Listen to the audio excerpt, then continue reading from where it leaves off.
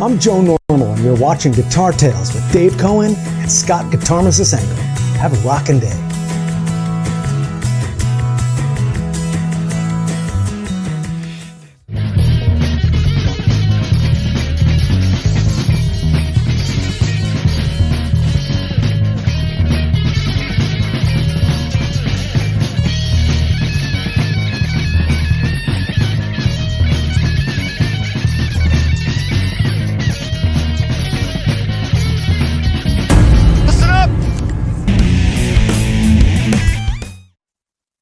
What a great show we have coming tonight. I'm so excited.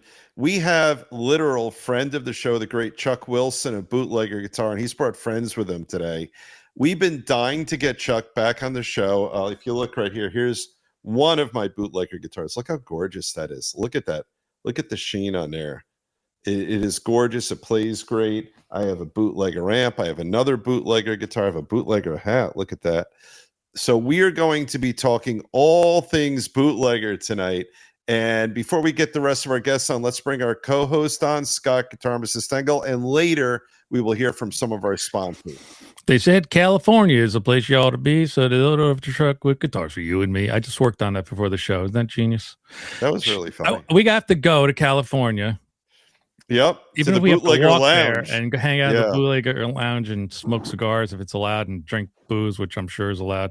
Oh, I'm sure all that stuff. And I have my Bootlegger Royale behind me here, my trusty Bootlegger Royale. And I was playing it last night till the wee hours of the morning here in New Jersey with my earphones on, not disturbing anyone, of course. But boy, it sounds really good. They are great, great, great guitars. And, we had Chuck on it. And here's the backstory, the origin story, if you will. I went on Facebook Marketplace, and there was a guy who was in trouble with his wife because he had too many guitars. So I met him in a parking lot. That never happens. Yeah, I know. And I got my very first Bootlegger, not this one. This one I bought new from Chuck. Right. But I got a different one, which was equally wonderful. And maybe I'll grab it at some point because I'm looking at it across the room with its P90s on it. And at some point when you and I were doing the show, I just Googled and picked up the phone, and Chuck became a friend of the show right then and there. And we did a show with him. And it's been wonderful ever since. We have a long relationship with Bootlegger, but the thing is, one of the reasons we're having him on again is because there is so much going on there now. He's in the studio is amazing, the lounge as it is, and we'll hear more about that. And I think he's coming to us from the lounge tonight with one of the special guests, and another guest will be coming on remotely. So you want to mention our sponsors real quick before we get started? Absolutely. Let's do that. Yep. Let's just roll film. Yep.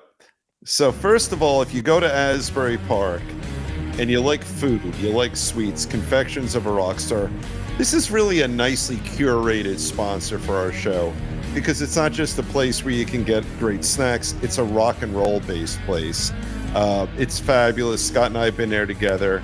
And then, of course, my favorite, you can even bring home something for the pooch. They call it a pupcake. Inside the very same physical space is an absolutely fantastic. I love me a good cheeseburger. That is a great cheeseburger on Cookman Avenue in Asbury Park. Fries. Oh, the cheesy fries. Yeah, right, forget about the diet. And fun fact, I'm playing the guitar on both those music beds on this guitar over here. Oh, really? The Bootlegger, the Bootlegger Royale is what's featured prominently. It is a great piece of music. Both music beds. All right.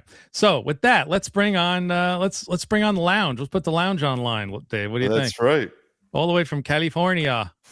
Hermosa Beach. Good afternoon, good evening, wherever you are. Can you hear us? I can't hear you. Yeah. Oh no. Oh, they're getting. You guys are getting glitchy all of a sudden. Not as human beings, just your signal. It was perfect before we started, and now I punch doing sign language, which is helpful. I know, isn't that? 20 minutes later. I should have hit record. I know. Oh shit. Yeah, and check this disappeared like a magic trick. A few moments later. Well, let's see how we do. So far, It seems like he might be. Chuck, his face is whited out like he's like a witness in a murder trial. Oh, now you're knocking over beer and stuff? This is great. Yes! Yeah, we heard all that stuff, so I guess it's working. Oh, great. So I Yeah. guess it works. Awesome. Oh, Yeah. So Yeah. funny. It's still a put little beer glitchy, down but it's by definitely much better. we just have to clean the beer up now. No, I'll do it. One eternity later. What do you mean? You don't have anything to clean it with? Oh, I'm toilet paper. No. We should They have have- this. We they should have- record this. It is being recorded. We could use whatever we want. Oh, this is great. Yeah. Oh, great. What? Chuck, This is- paper Other guitars? towels. Just use the paper towel. 10 seconds later. Look at you guys. Look how aggressive you look in Redondo Beach with your arms crossed like you don't want to be our friend. Those focus This is- groups. I know what that means. So anyway, we have our dear friends from Bootlegger, from the Bootlegger Lounge, and an interesting backstory. We'll see how many clips we show. We just spent a fair amount of time trying to get a good signal, and you guys had to relocate without guitars in the background, but you have a nice strong signal where you are now. But we love you guys. We have our dear friends. We have our dear friends at Bootlegger here. This will be such a memorable show. Oh, yeah. It's And- going to take me 9 hours to edit the beginning of the show. I know. So I gave the backstory earlier. We became friends with Chuck probably about 6 or so years ago, right in the very beginning of COVID, I think it was. And he's done the show a few times with us. Amazing things happening over at Bootlegger Guitar. And we knew it would happen. This is no surprise to Scott and I. Yeah. You know, what's great about Chuck is he's doing this because it's his passion to create really great instruments that are affordable and yet high end. I don't know how the fuck he does it, but that's what he does. And it's great instruments. And what's really nice is that Bootlegger is as much a community as it is a guitar company. And that's why I think when we have the Bootlegger Lounge, which I wish I could have visited when I was just last in LA, but I just couldn't get out in that direction. He's built a community of musicians, and we're going to learn a lot about what's going on at Bootlegger tonight. Yep. Absolutely. Do you want to bring Roger on and introduce Roger, Chuck? Absolutely. All right. Let's see how his internet connection is. Wake up, Roger. I'm here. Roger patiently sat in our virtual green room while we were cleaning up spilled beers and fixing audio signals and all that other stuff. It's a very entertaining show so far. Yeah. Yeah, we haven't talked about guitars yet, but that's all right. No. A lot of No, Wi-Fi. but we will. I- We will. Can I Yeah. introduce Roger then? Absolutely. Hell yeah. Okay, I'll make a short story shorter. My wife and I were on a cruise, an outlaw country cruise out of New Orleans, right? And there were a lot of bands. And the one guy that just stuck out, man, became my friend was Roger Kohrs, the bass player for Unknown Hinson. And most of the musicians were like, "Hey, man, I got a small guitar company." They were like, "Yeah, who cares?" Right. Roger actually had interest. I mean, he showed that two dudes that shared a passion for instruments and music, and his band Unknown Hinson. If you don't know them, please check it out. They're the most intimidating band in rock history. He was part of the reason, but he's a big lovable guy. We became great friends and kept in touch all these years. That was back 2016, maybe 10 years ago. Okay. Yeah. And he's always helped me. He's always been there to, I'd send him out a bass. He'd give me his honest input. And we'd, I would just use the hell out of the guy, to get ideas for Bootlegger. Mhm. And then Bootlegger's changing right now. And I realized I needed somebody to be a bass player, to be the head of Bootlegger bass. And Oh, that's that is great. That's Roger. He is the Bootlegger bass man. Well, that's I love fantastic. that. I don't know. Do you like it, Roger? I'm not sure if it's really where you want to be. Yeah. Give me a gig. Hey, Chuck, I had a question for you. I know that, I'm an endorsing artist for your company, and I Thank you. respectfully so, and it's been a number of years now. When you're looking for somebody to endorse your products, you're obviously not going for the big names because you got me. I mean, I'm popular around here, Well but said. but you know, and I have a decent following on social media and so forth, and I'm a charismatic guy. And I play the big clubs here in New Jersey, like the Stone Pony and the Wonder Bar, and even MetLife Stadium, because we got that famous clip of me playing this very guitar That at was awesome. MetLife Stadium in 34-degree weather. And it's been in the heat, it's been in the cold, and it's just fantastic. Stands up, and it's as good as the first day it arrived at the house. But do you ever reach out to big names, or do big names reach out to you, and how do you respond to that? The music industry is largely pay to play, you know. Yeah. Right. You know, I'm very happy to have Sera here as an artist. Sure. Who's a young lady who's extremely talented. Yeah, I've seen all the videos. Fantastic. Yeah, I don't. I get all kinds of strange requests. I get people that. The answer is no, because there's really no way I have to reach out to artists. The biggest thing that ever happened to Bootlegger, this is 6-7 years ago, after COVID, so maybe not that long, was I was contacted by Pierre, the Rolling Stones tech, or Keith Richards tech. Mm-hmm. So I didn't necessarily, you know, I thought somebody was pranking me, right? Yeah. But they had set up for me to deliver one of my spades up to Sunset Recording when they were recording Cockney Diamonds. Okay. So I was supposed to go up there and, you know, hand Pierre and Keith Richard a guitar. Well, what happened after that was I got a call that they're sending a runner down to pick up the guitar. So I was like, damn it. All right. Oh, well. But the cool thing is that Pierre, the tech, loved it.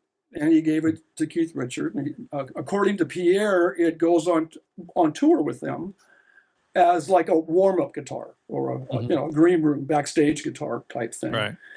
So then my neighbor who introduced me to Pierre, that coming up Christmas, said that Ron Wood wants one.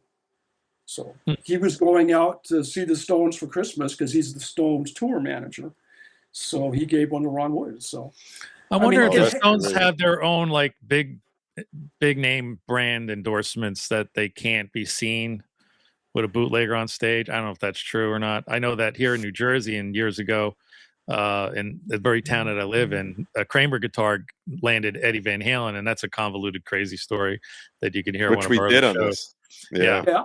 That it was a chance meeting, and they put the guitar in his tech's hands, and the tech gave it to Eddie, and then they were in the Eddie Van Halen guitar making business. So you know, it's weird how those things happen. Yeah, of course. Yeah, But good for you. Sure. But for me, it was like organic, you know. But to get Pierre's blessing was cool. That's organic. I mean, you can't get more iconic than the Stones. Like, Yeah, and Roger here, he's Unknown Hinson was the touring band for how long? 20, 30 years, Roger? I was with him a little over 20 years. that's And fantastic. we toured the country, and we did a lot of high profile things. I mean, we ran into Michael Comier, which was Charlie Watts's drum tech at the Sportsman's Motel in LA or Hollywood, basically. And so we had a kind of a connection with the Stones too through him. And Unknown Hinson, that's his stage name. His real name is Stuart Baker. Okay. When the Stones played one of the tours, I don't know, early 2000s, they opened their tour in Charlotte. I'm from North Carolina, and they opened their tour in Charlotte, and they called him to come out and do sound check with them. So Unknown Hinson actually did sound check. Well, of course, they have a sound check band. The Stones don't actually come out and do a sound check. Right. But he got to meet them and everything. So, I mean, you know, we did, you know, we played Sundance Film Festival. We did residencies out in California, and we played all through the country, you know, a lot at Continental Club in Austin, all kinds of crazy places. But I met Chuck on that. It was 2017. It was on the Outlaw Country Cruise, and I think it was the first or second one.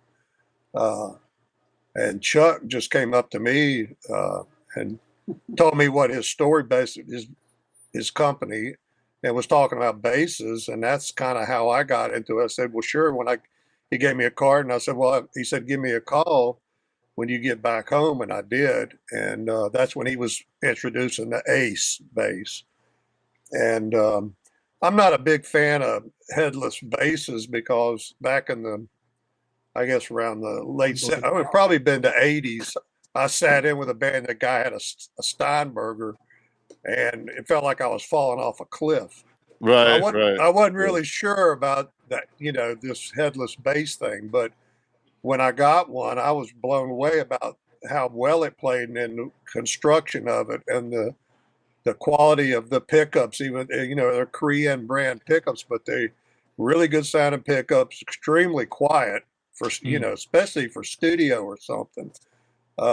Very well made and played great. And so that's kind of where I kind of got in the ball game with Chuck, was because he would call me and say, well, what do you think about this, or what do you like about that? And I just gave him my opinions on stuff. Not that I'm anybody, but I've been playing, since the 70s. Yeah. So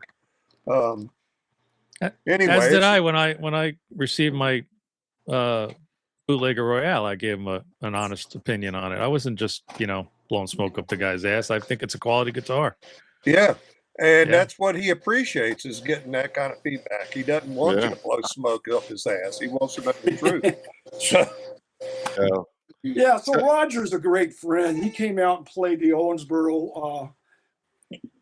My buddies out in Owensboro, Kentucky, in Nashville. We put together a Tommy Stillwell big jam. Yeah, Tommy, exactly. And Roger drove like, I don't know how many miles to get. It wasn't that bad.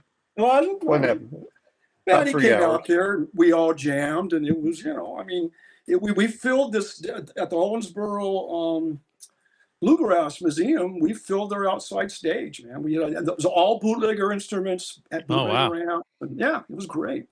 So I'm going to go back out there and do it again. And talk about a dream backline. When I play Atlantic City and I see the backlines they give you now are just like, oh my God, what is this thing? It's so bad. Yeah, we drank some bourbon and we did some barbecue. There you go. That's a good night. Now, Roger, where do you hail from? I'm from Winston-Salem, North Carolina. Oh, okay. It's a triad area: Greensboro, Winston-Salem, Charlotte. Yeah, well, that's where the racetrack is, baby. I know all about it. Played many gigs there. Yeah, let's get your backstory and what you're up to these days. Sure. So I met Chuck after, oh God, I'm trying to remember which job I got fired from before I met you. But I think I've been fired like 3-4 times. Oh no! Since you got out of college. Since she was in Boston. She's from my area. Yes, I'm from the South Bay, but I went to college at Berkeley, so Berkeley College of Music. And my first year out, first 2 years actually, I think I got fired a few times. But one of those times I was looking for a job, and I actually wanted to see about maybe trying to become like a guitar tech. Mm-hmm. That's what I wanted to do, or just work basic retail, but at like a music store instead of like, clothing store or whatever. And so I asked, I was looking up local guitar shops and handing in my resume, and Bootlegger came up, and I came in and I started playing the guitars because I had never seen anything quite like it. I had never, I haven't seen a guitar brand besides, the ones we already know at Guitar Center. So the idea of like connecting with the local builder was really exciting. So I was playing the guitars, and Chuck walks in and he's hearing me play, and he's like, well, you're great. You play really well. And I was like, thanks. Do you have a job opening? And he said, no. And I was like, well, so much for that. And he's like, but I can offer you like a sponsorship and all this stuff. And, for me, it's like, at first I was like, who is this guy? I'm like, he's just I'm like, nobody just offers anybody a sponsorship because they heard them play one time. That's Well, ridiculous. that's exactly what I was talking about before. Like, how did I get Yeah. on the radar? I guess through you, Dave, right? Yeah, I guess it was. We did the show together, and he got to see your playing. Yeah. Yeah. So he offered it to me, and so he was like, "Well, there's a show." He's like, "I'm having my friends from Casey and the Sunshine Band come in, and why don't you come and play with them so they can hear you play and you could try out more of the guitars?" And I was like, "Okay." And then I brought my family because I was like, there's this guy, he might be weird. He invited me back to his shop at night. Please come with. Well, listen, that's not a terrible thought. No offense, Chuck. I mean, Yeah, no offense. Yeah, No. that's right. So, Even after I said all that and she left, I thought she's never gonna. She's gonna misread. So, did you get a chance to jam with KC and the Sunshine Band? She came. yeah, that's actually how I met Chris Lane, who put me. He plays for Casey, and he also plays for a Prince tribute band, Red Corvette, and through Chris Lane, I actually am now his replacement in Red Corvette. So he really liked my playing, and now I tour nationally with the Prince tribute band, which is great. So once a month, I'm like flying out to Florida. Last week I was in Michigan. Last year, I went to Colorado, and I've been a lot of these places. So yeah, and then even before that, I was like, okay, he seems like a genuine person, and I think Married. I can stick around. And then he was married, and I met his wife, and that was really important. Yeah. His wife came, and I was like, okay, I think he might be fine. My wife Yeah. is amazing. She's amazing, but she's a very young lady. But no, she wasn't just playing. She stopped me dead in the tracks. I mean, you go to Guitar Center and hear all the crap, And I mean, Right. I'm used to hearing all this stuff. That's why I moved off of Artesia Boulevard. I absolutely hated it. I didn't want it to deal with the public. I wanted to deal with musicians. Right. So That makes sense. Yeah, I mean, grandma coming in and saying, "I want to buy my son a Christmas present." It's like. So, is that what Grandma sounds like? Yeah. Yeah, that's what grandma sounds like. Yeah. So Yeah. she's very unique, very rhythmic, and she can come out in and out of playing rhythms and leads flawlessly. She can just start playing a riff, like a rhythm riff, and I go, "That's really pretty." And then she'll just take off and start, like playing the lead over it. And I'm like, "Where'd that come from?" Guess what? My head. And it's just like, it's crazy to me. Yeah. She is musical, I guess is the best word to put it, right? So it wasn't just I heard her play, I heard music, and that's, most of us guitar players ruin music. That's true. I'm really good at ruining music. Yeah, you know what I mean. It's Yeah, like, I do know. I do. We did and then you hear someone like, "Wow, I didn't know a guitar could do that," right? Yeah, Yeah. or But servicing the song. Yeah, exactly. But Yeah. like both Roger and Sera, I knew it took me a while trying to do this myself and having help or whatever. It ended up at some point failing. Like, it's just too much. I was worn out of it all, right? Right. I knew in my mind what I needed, and I actually put an ad in Craigslist. She never saw it, but I said, looking for like a younger or a woman guitar player who could come in and I mean, initially it was just do videos. Yeah. Right. Just Right. come in and, do so we can get some attention to the guitars because we all love the ladies, right? Well, there's plenty of guys that can shred. I'm always doing that to her. But anyway, I did get some response, but none of that worked well. And then when she came in, it was like, that's the person I want. So it was already in my mind. I just wasn't quite sure how to not scare her away, kind of, 'cause, Right. You almost did. That's clear. She's a very assertive young lady, and it took a while. We didn't know each other, and then when we got to know each other better, it was like, "Hey, I want you to start taking over. I want you to design. I want you to do these different things," just like with Roger. people come to me and they're like, "Oh man, it's just amazing. You've done what you've done." And my mind's like, "Yeah, I think I've just kind of ruined it."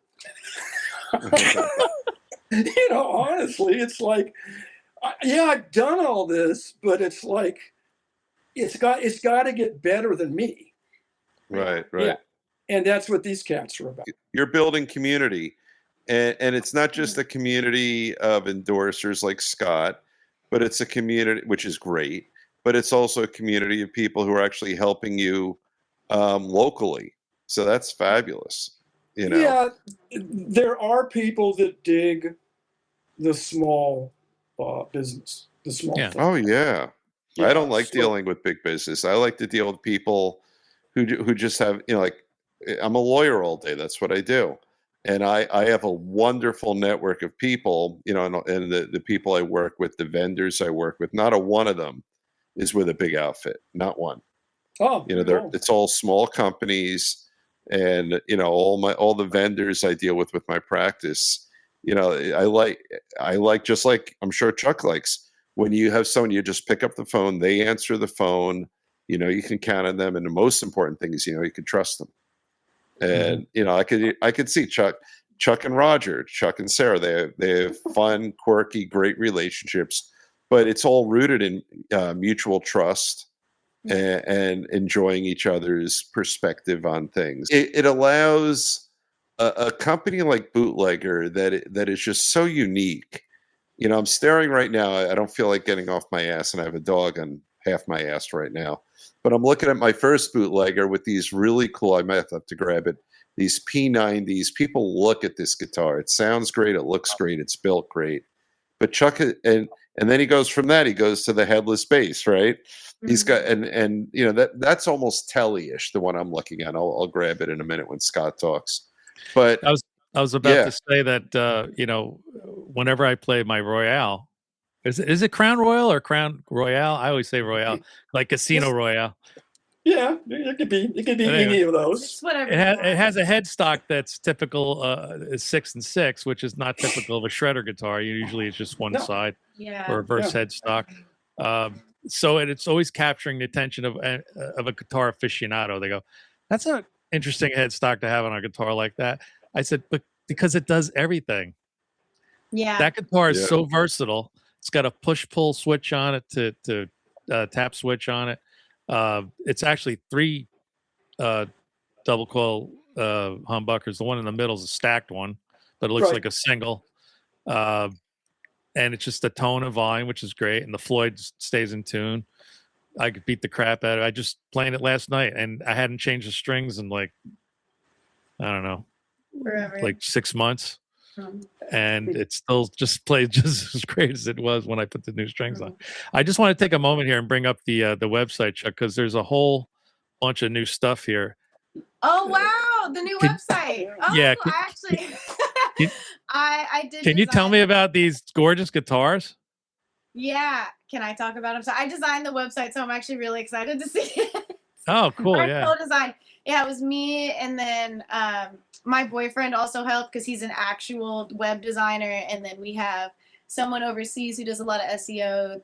Shout out to Abs, and it was a collaboration. It was very taxing, but so yeah, one of the big moves that Chuck made was to start selling other brands of guitars, and he aimed big with James Tyler and James Tressart. And Tyler's actually interesting because initially, Chuck, I think you told me that you talked to Rich or Gil or somebody and said at the old shop in Artesia and said, "Hey, can we sell your guitars?" And they said, "Oh no, we already have somebody selling kind of in the LA area." It was a nice no. It was a very nice no. And then Gil came to the new place, and he was like, Gil works at he's the shop for. Yeah, he works at the place. I can find his last name.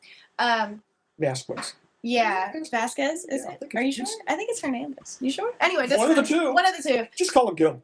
Gil. Yeah. Not that part, Gil. But he saw the place and was like, "Okay, you guys are really doing something. So Wow. I'm going to talk to Rich again. And now we're vending for James Tyler. And then that rolled the ball to get James Tressart in the door. And yeah, and it's been really great meeting some of the greatest guitar builders in like all of guitar history. Really, Now, these are incredible. high-end instruments. I mean, at Yeah. a price point, but No. they're expensive. Yeah, it's either the boat or the guitar. That's what. There you go. Tyler's That's like, right. yeah. That's right. So yeah, and it So definitely. is basically, different. you just click on one of these things, and it takes you to sort of that brand line. Is Yeah, that I mean, the ideally, gist of it? yeah. That's what Yeah. it would And then do. what about your physical location? So are you on some look level at a traditional guitar shop now? No. No, we are a showroom and a lounge. So Okay. yeah, we are a showroom. So we, if people want to come in, they do have to call ahead. People can make appointments day of. People can make appointments 15 minutes before they get here. Show If we up. have, if we happen to be, if we happen to be here. Me and Chuck are always picking up the phone to be here when somebody wants to come, but we just need to know who's coming. Right. And they can come and hang out and play all the guitars that they want. But with the boutique guitars now, and even Bootlegger pushing itself to be a boutique brand, we wanted to focus on, like Chuck was saying earlier, having musicians and players and people that are, really serious, because it's not, it's not a small investment, right, for a Tyler Guitar. And so when people come in, we really need to be, we can't just have anybody walk in and pick up a $10,000 HDX and go bang it up. You know what I mean? So, yeah. Yeah. That's pretty cool. Yeah, it is. My thought was, we're kind of, Bootlegger's adapting to becoming a smaller builder, which I'm a small builder, but like we're thinning down the line Okay. to concentrate on just making a few models really, like the best that they could be made, right? And working with James Tyler, they have a great history, and James Tressart, who makes metal body guitars. I mean, these are worldwide famous guys, and they're our friends. So we now have access to their thought process, and how they go about making guitars. So we're not by no means wanting to go into their price range. We still want to be a very affordable company, but you do kind of you grow, when you're around other very talented people. We all rise to their level. It's just like you're playing a game of tennis. You play better with a better player than with a bad player. Yeah. Sure. Chuck, do these guitars still ship with the hard body case that you used to sell? Always. Yeah, that's Those amazing. cases are so nice. And you might take that as like, oh, it comes with a case, so what? No, this is a nice case. It's nice. It's a high quality. It's not a piece of crap. It's a high quality case, and it's worth its weight in gold. And if you're going to protect this investment that you've made, it's really great that they send you the case with it, which is fantastic. I always thought that the best marketing is word of mouth. So, I could put a ton of money into marketing, or I could provide people a nice case. So for me, it was provide the case. I think too, one of the things that we took, like Chuck, we do want to emphasize even moving forward, because we are working on thinning the line and really focusing in on refining some of the things that we looked at. Chuck and I sat down and we looked at all the guitars, and we're like, okay, what really works, what really doesn't, what do we want to keep, and what do we want to really build on. And one of the things we were inspired by was James Tyler actually has a new affordable line where you can get a Tyler guitar, instead of for $8,000, it's $1,800. That's not bad. Have two of those. Yeah. So we were looking at how they did that, and we've adopted some of that. So the prices actually, and we're working with new pickup companies, like we're working with Tesla. We started working with TV Jones. We're working with Rio Grande. But the plan is to up the hardware, up the design, make it sleeker, but still keep it in the same price range, because affordability was really important. And we don't want to lose anybody, like you guys. We don't want to lose you guys by upping the price to $3,000. Right. Hey, we want to I got keep. you.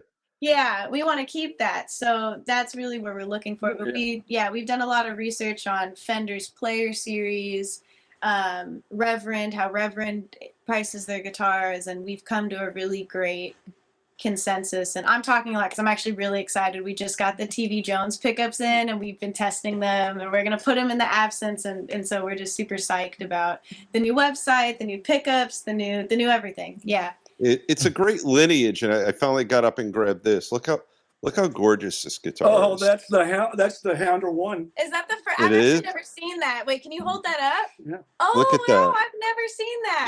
It's gorgeous. It's heavy in a good way. Great. And then two The P90s. neck. Awesome. Look at that. It's just everything. The action is fantastic. Yeah. You could breathe on it and it'll play. Yeah. And it's got these great P90s. That's my favorite thing. And it's just such a gorgeous, elegant design. Look at the quality of the finish. This is the one I got on Facebook Marketplace. And then when I got the new guitar from Chuck, he was good enough to send me a flask. I got one of those. Yeah. Look how great that is. So this is but these little touches that you guys have is really why folks like Scott and I have this sense. We feel like a part of the family. Like I was so tickled. Chuck put me on his website. Scott sent a picture of me in, and it's on the website. I'm all tickled by that, But we've, I think that's one of the things that makes this a special company. It's the quality of the instruments, little touch like that. Right here is the bootleg. Is that it? No, I have a different somewhere else, but Bootlegger guitar strap just comes with it. And it's a very nice set of touches that makes you feel as a consumer thought about, and that's something that's really special about Bootlegger. And I have the Up Yours distortion pedal in my in my pedal board, which I use for all my heavy 80s metal stuff. I've seen that one. Yeah, that's cool. It's the up yours zapped. I'm a big fan. You're too young to know it. She's way too young. The fabulous Toy Freak brothers. That's a good point. I don't know them. He got me there. Usually I know them, but he got me there. 70s and 80s. You guys know that artwork at all? Roger, you know it. Yeah, I do. Yeah. So I even have one of the magazines laying around. That type of art is the art that's on the Up Yours. Yes. The Up Yours pedal. I love that 60s, 70s. And there's art. the QR code there it from is. The Bootlegger website. So that reminded me that's what. Thank you. Trucking Man. Yeah. Yeah. Actually, that's Roger. I gave the guy a picture of Roger, and I said I want a Trucking Man for Bootlegger with his face on it. So I'm trying to do one for her too. That is Roger. Yeah. No, this is really It's nice. the personalized touch. That's right. I love making fun of my friends. No, and it's really nice to go through this because recently, because we've been really trying to move forward with revamping Bootlegger, like Chuck and I. It's nice to go through this and look at all the stuff because when you do that, you really have to be critical about everything that's going on. Right. So, yeah, this is really nice. But I will say I wanted to touch on your old Hounder, and the single barrel that you showed earlier. One things that will be happening very soon is the single barrel, the rye, and the single barrel, the rye, and what else? The Royal. And the Royal, your Royal, you have the last of the stock, so they're going to be discontinued once they sell. No, it's a collector. Yeah, you know what we have to do, Scott? Yeah, we have to kill Chuck, and then ultimately we could really make a lot of money with these guitars. Well, so we're going to consolidate it. Yeah, you could murder Chuck. That would be fine. I think she's thought of it. Yeah, if you catch me on the right day, I might help you. But no, we are consolidating a lot of those designs. So we're merging the single barrel with the Suzette. We're taking some of the Royal, putting it in our new Cognac. But those ones, you guys have officially collector's editions because once they sell out of our warehouse, they're done. Well, There you I go. will add that I will always make a custom. So if somebody really wants to, you know, really wants a custom handmade we need that Royal back. Yeah. Royal back. Yeah, we can do it. I have access to all the blanks. I have access to everything. But it's hard. I think part of me wants to make a stamp on newer guitar, like newer styles. Because if not, Bootlegger will just end up being another company that kind of made vintage guitar looks and stuff, right? So, I mean, I love that. That's me as a person. But I went to the headless guitar because I designed that thing from the beginning to the end. I hated it. You know, it was a hell of a process. And, you know, the fact that people love it makes me very proud. Yeah. So that, you know, if I design a guitar and then people love it, like Roger and I just finished designing the Austin, my son Drew. And it's just out there. It's a typical 4-string with the standard head guitar, but it's uniquely the Austin, right? So you know, that's going to be a killer instrument. Yeah. All right. Austin's great. He's the, you know, he's the head designer. If that becomes, you know, used on stage and people are starting to want it, well, that's completely a Bootlegger team design. Right. If that makes sense. You know, Yeah. it's like, It does. yeah. You know, I mean, I could make more money selling donuts, so I might as well, you know, make things that are, you know, as a heritage, right? Yeah. So Bootlegger it's growing into a different direction of just our unique designs. And you're still going to carry the amplifiers and the pedals, or are you going to do anything with those? Yeah, no, the pedals I love. You know, they're great. I helped design those. Well, I'm lying. I didn't help design them. I asked my buddy Ken Kim, "Hey, do you have any old circuit tube pedals?" And he goes, "Yeah, nobody wants those." I go, "Yeah, we do. Bring them out, right?" and then he and I started working on it together and stuff. So they're just old circuit tube pedals. Wow. That you know, it's like, oh, something new comes out, so then nobody wants what was better. You know, to me, you can't replace these two pedals. So you know, I brought that out of the trash can. But no, I'm still doing those. We have a new 30-watt tube amp. Fantastic. Yeah. Fantastic amp. So that's brand new. That's gonna take over. I think this will be the last year I represent any other amplifiers other than that amplifier. I know you got the 30 and all that. Yeah, no, it's great. Warm sound. It's great. It's gritty.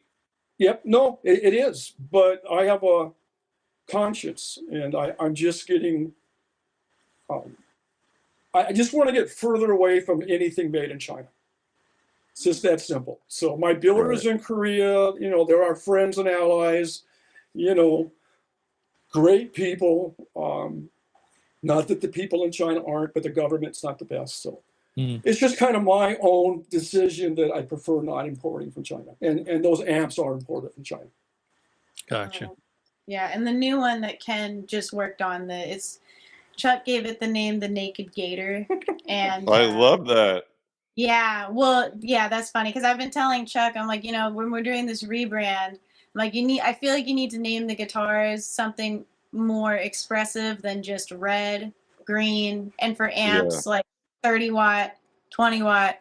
So I was like, think of a name, and that's what he came up with. It was Naked Gator, and I think it's great. But yeah, I like that. I believe Ken hand-wired that, didn't he? Yeah, it's a hand-wired 30-watt. So Ken hand-wired it. And then I think the other thing, too, is I think people hear, and this is something I tell Chuck, is like people hear made in Korea, and they think it's coming out of this big factory. Right. No, it's coming from this one guy, really. This one guy and his team. Very Ken and his team, small builder, and it's Ken, and he's great. I mean, you know, he's really clearly is very passionate about his work. He just sent us a new design for the new Absinthe, which I think if you guys see it, you'll freak about it. I freaked about it when I saw it. Can I show it to him? No.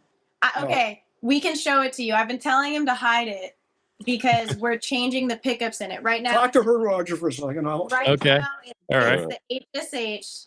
We're getting the HSH EMGs, and we're moving away from that to just do HH. And 2 versions of it: HH with more than likely HH TV Jones, and then HH Tesla pickups instead of the EMGs, because we want to move into a more contemporary market. Okay. Right.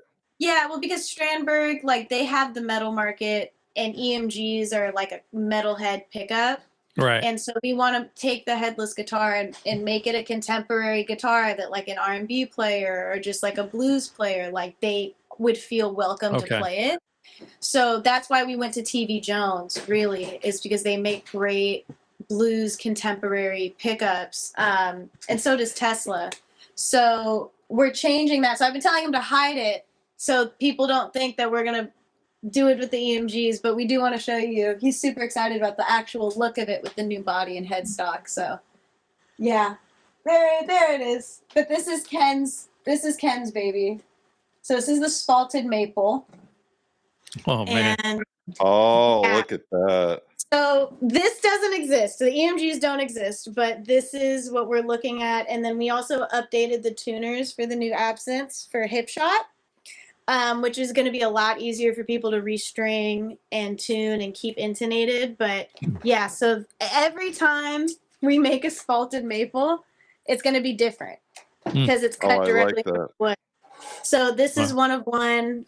Everything is one of one each time. So we're going to have a limited stock of these that we're going to be continuing to make and sell. But yeah, so when I say I'm excited about new Bootlegger, this is why. This is like super. Yeah, I could see that. Super cool, yeah. And what's a trip about it is the spalted maple goes up the fretboard. Right. So it's the body and, the fretboard. Have you guys ever heard of this wood? Yeah. I have, yeah. Yeah, me All too. right. Yeah. Let's see the backside. Turn Yeah, that thing flip it around. over. It's mahogany. Yeah, just mahogany. It's a clean mahogany. That's But, still good looking. Yeah, it's too heavy to do a solid piece of the maple, but it's a diseased tree.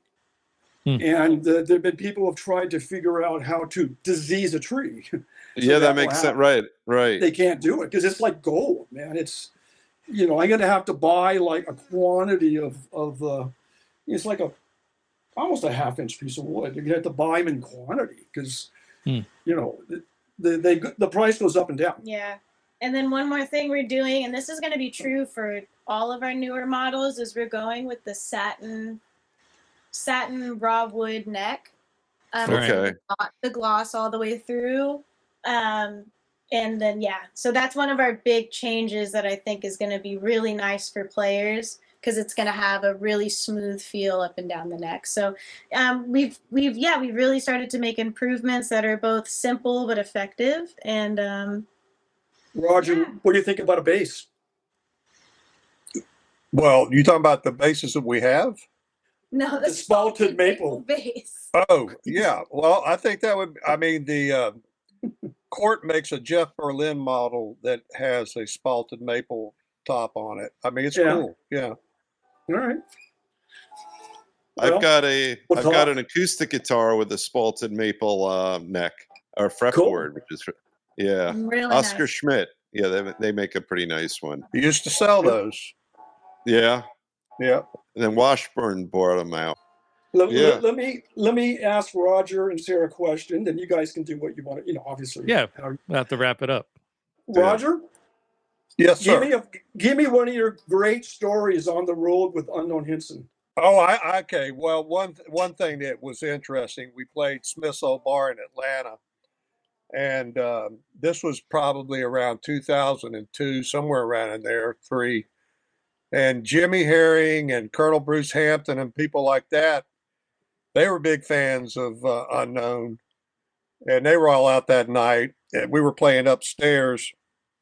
There's a couple different rooms in that facility. And that's where Adult Swim happened to come out that night and hear him on stage and hear him talk. And that's where he got offered the Squidbillies cartoon. And he okay. became the voice of Squidbillies early, or whatever his name is, and got that gig. So that was pretty cool. And then Jimmy Herring came up after the gig and said, you know, he said, you know, and I got 3 posters. I've got one of Jimi Hendrix. I think the other one was Coltrane. He said, one of you. That's the only 3 posters I have up. I love that.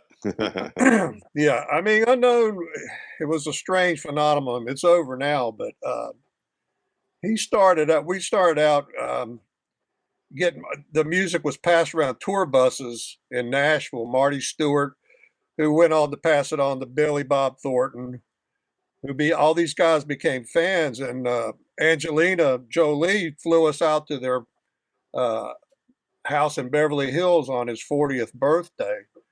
And we played in his mansion with a full PA set up in the living room. He was downstairs. It was Slash's old house, and Slash had built a studio downstairs. They called it the Cave. And he was down there playing Unknown Hinson music, the CD, to Robbie Robertson and Dusty Hill and Tom Petty and a couple other people. And then she called him upstairs, that come up in the studio, and then we were there and we lost it to the first song, and he just sat down on the floor and his mouth dropped to the floor. I mean, you know, it was that kind of a deal. And then we ended up actually going on tour with Billy Bob as his backup band for a couple-week tour, Christmas tour a couple years back. But it's just crazy, man. There's a lot of shit like that. But I want to say one thing about the bootlegger bass, which is the important thing, not Unknown Hinson. We're concentrating on basically three basses, and I think the cool thing is to consolidate your product to a smaller amount of instruments and really concentrate on those instruments and make them the best you can. And like he's talking about, and Sera, constantly improving them. And coming up with things that can make those instruments even better, because they're built really well from the get-go. But as bass players, we're always tinkering with stuff. Right. And these instruments are wide open for, you know, you to personalize them also, you know. So that's another side that we're looking at too. And I think it's a real good thing that that what they're talking about is streamlining the product and concentrating on making it even better with fewer models. Because I think that, in my opinion, that is a winning idea. Because if you think about Fender and Squier and all, you know, Fender was, you know, I've always loved Fender, but they just got to the point where they just have too many models. Too many of the same thing, and too many price differences, and it's still, it is what it is, you know. So all right. Well, I think Chuck is on a good path with that. That's why I got you and Sera. You know, you guys. It's like we talked about today about tone. You know, we're talking about tone, and I believe tone is dictated to a certain degree by the instrument, the amp, and whatever. But when it comes down to it, it's the cat that plays it. That's where tone comes from. It's from your hands and your fingers. And if people get too hung up on, you know, a model and a brand and an amp and this and that, those are all important. They're all pieces of the chain. But you could take Clapton or Hendrix or any guy that's you know, that's famous or that you grew up listening to, and they could have played any instrument, and you're going to know that's who that was, because the way they attack the string, the way that tone is going to come out. So, you know, it is what it is. Build good instruments and the tone will come. Build good instruments and the tone will come. Hey, there's our new tagline. Yeah, build good instruments. No, I think get that copy written now. I'll arm wrestle for it. No, and before we forget, too, Sera has some new music coming out. Aww. Oh no! Please give your information. She's a plug. She's she's a guitar player, but she's a songwriter. Yes, I'm actually I'm a songwriter. I'm a producer as well. So one of the things I'm going to say is like when Chuck asked the coolest thing that happened is probably actually Bootlegger is probably the coolest thing that's happened to me. Genuinely. I don't like to give him that much credit because I can see his head start to get bigger, so I keep it to myself. But oh, she's good at keeping me in my place. yeah, no, Chuck has done a lot. I told him initially, I've always been in audio, I've been able to do some audio engineering, and I'm a producer and everything, and so Chuck has me running. We have a very small studio actually in the corner of the lounge. That is Chuck has allowed me to also be my office, and that's probably the coolest thing ever. But yeah, I do have music coming out. It was made at the Bootlegger studio, so thanks, Chuck. I have 4 shows in May. I have a residency at the Redwood Bar with actually one of the women that teaches guitar here. Her name's Zoe Royers. Okay. And we did a video with her. We're playing a residency on the 10th, 17th, 24th, and 31st. And on the 31st, I'll be releasing my EP, which I made Fabulous. thanks to Chuck. Yeah, I'll be releasing my EP that day. And then I just played him another single that'll come out in July in the car. So that I also recorded and made here. That's fantastic. So, yeah, you have a website that everybody can find these tour dates and seraffae.com. That's my name. Sera SERAFAE.com. Real simple. We'll put it up in post for you. So people thank you. Thank you so much. What's a trip about her is that she records really unique, more modern, I guess, modern rhythm and blues kind of songs, but yet you put her in front of name a band, Jimi Hendrix, and she's just going to stand up there and kill it. It's just amazing to me, And I mean, Roger is a master bass player, a musician, and so he and I do some recording together and different things, and so I'm just surrounding myself, like you guys, thank you, with, as you say, it's a community. Right. Yeah. And it really is, because I mean, Roger has been donating his time for years to me, and I'm finally now like, he's gonna make some money. Well, one of these days, Dave and I are going to schlep to use a Yiddish word to California or the NAMM show or something, and shake your hand in person. Come here. Yeah, we're better than the NAMM show. And I'm going to be flying Roger out here pretty quick. He doesn't even know that yet. Train. I want to come on a train. There we go. Got you.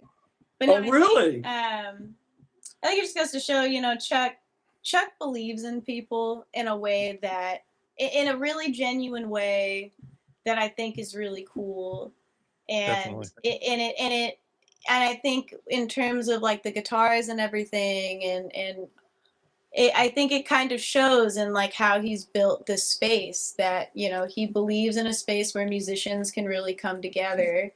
And it comes from a fundamental place of that, he really believes in talent, and he believes in people, and, he knows a lot of different types of musicians and non-musicians, and they've all actually been really nice.